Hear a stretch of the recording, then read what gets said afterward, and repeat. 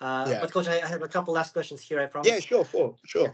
Uh, Coach, my one of my favorite, actually my favorite UFC fighter ever of all time is Robert Whitaker. Just Uh, wondering, what are your thoughts on Robert Whitaker? Perhaps you know some people who know him, or maybe you know him yourself. And he's just an absolute, like, my favorite fighter, a legend for me, a guy I would love to meet. And just wondering about your opinion of Robert Whitaker. Robert Whitaker, he's a great guy. I've met him a few times, and actually, Jasmine, who manages Quill and Cody, she's good friends with him. So I do know, generally people that are friends of friends are generally all good people. And I know Rob is a real nice guy. In terms of his skills as well, he's amazing. He's really good at setting up that high kick off his 1-2, and it just flows into the next shot. I think he's brilliant at that. His wrestling is brilliant as well. I have a guy that teaches wrestling at my gym, Tom Barnes, who came third at the Commonwealth Games for wrestling, and he's also trained with Rob Whitaker.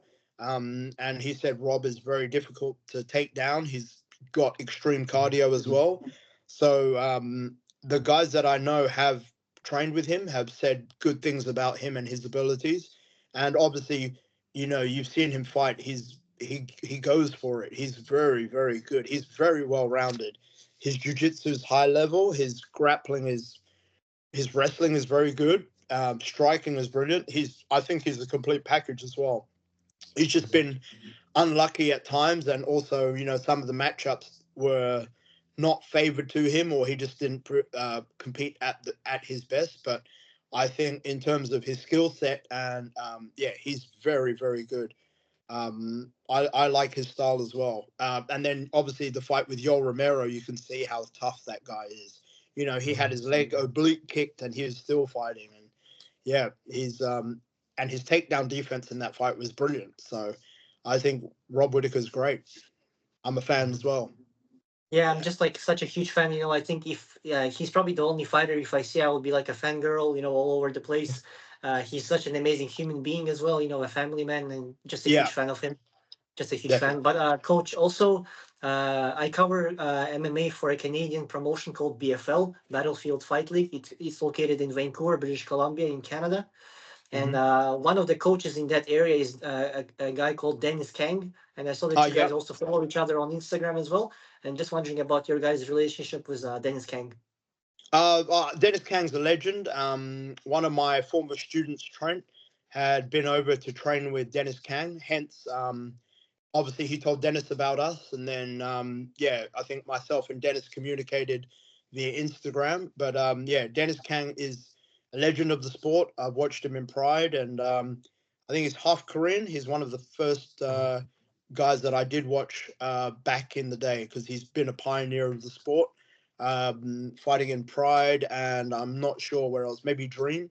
But yeah, he's always had exciting fights, and yeah, it's always been good to watch Dennis Kang fight as well. Yeah, he's very exciting as well, or Absolutely. was. Yeah. Absolutely, coach. And two last questions here for you. First of all, I would like to ask, do you have any sort of street fight stories? Have you ever had any street fights and any stories that you could tell us about? Uh, I don't condone street fighting, but I did work security and doing bouncing for many years, so there have been some altercations in the past. Funny street fight stories. I suppose when I worked the doors, I took a guy down, put knee on belly, and then I grabbed his belt and his shirt, and then yeah, I made him shit his pants. So that's probably one of Wow. the funnier times. Yeah. But in terms of destroying anyone on the street, I've never really had to do that. Thankfully not. The only time I would do that is if I'm protecting my wife and kids. Then yeah, someone's going to get hurt. But apart from that, generally, I don't get in any street fights, because as we do martial arts, you realize how dangerous things are. You've realized how fragile the human body is. So the more you train, I think the more you respect people as well, because you don't know what anyone's capable of. And then the fact that that it's very dangerous out there, I don't want to jeopardize anything over some momentary lapse in judgment or anger. So I try not to street fight. I will always speak my mind and always defend the weak and stand up for myself as well and for my friends. But at the same time, yeah, I will always try and generally avoid a fight if I could. Absolutely. And coach, could we get a final message for all of your fans and everyone in Australia and New Zealand, and for everyone at your gym as well? Oh yeah. Oh, fans. I don't think I've got any, but but yeah. No, I would just say to anyone that's trying to make it in the sport, yeah, put your head down and just keep working. So anyone out there, I want everyone and anyone to know that anything is possible. That's my whole goal and message with this whole sport is, it's not just making it to the UFC, but in anything in life in general. I'm that guy. Have got that energy. Then I want everyone else to feel that, and I want people to know that whatever it is you want to do in life, it's all achievable. Anything you want, anything you can dream of, anything that you want to do is possible. It's all within you. So don't have any doubts. And what don't disregard what people say. People are always going to be negative and say other things, but you go and do you, chase your dreams.